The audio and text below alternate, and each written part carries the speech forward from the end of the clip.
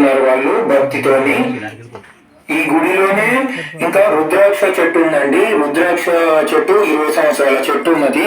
ఇంకా ఏకబిల్వ చెట్టు కూడా ఉందండి. ఏకబిల్వ పత్రం ఉంటుంది కదా, ఏకబిల్వ పత్రం చెట్టు కూడా 20 సంవత్సరాల నాటి ఉందండి.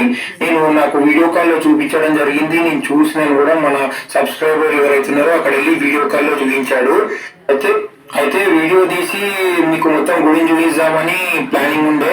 కాకపోతే అక్కడ ఒక పెద్ద ఆవిడ ఉండి వీడియో తీయని లేదు మన సబ్స్క్రైబర్ ని.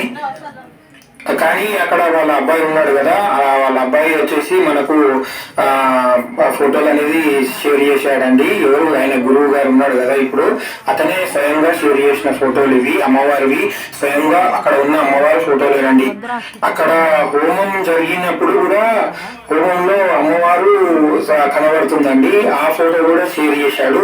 ఎంతో మనకు ఏ జన్మలో పుణ్యం చేసుకుంటే గానీ ఇప్పుడు అది చూడలేమండి మనం కూడా.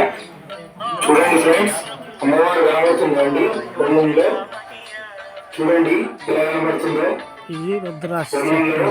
వారాహి అమ్మవారి దర్శనం చూడండి ఎలా ఉందో. నిజమైన దేవత అండి, పిలిస్తే పలికే దేవత వారాహి మాత. ఎంతో శక్తివంతమైన దేవత అండి.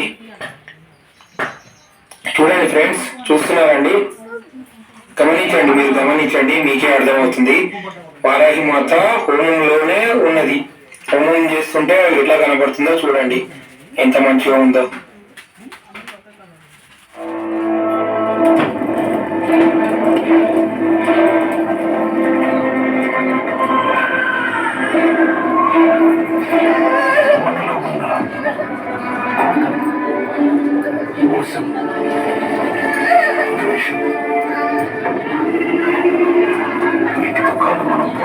చూడండి ఎంత మంచిగా ఉందో.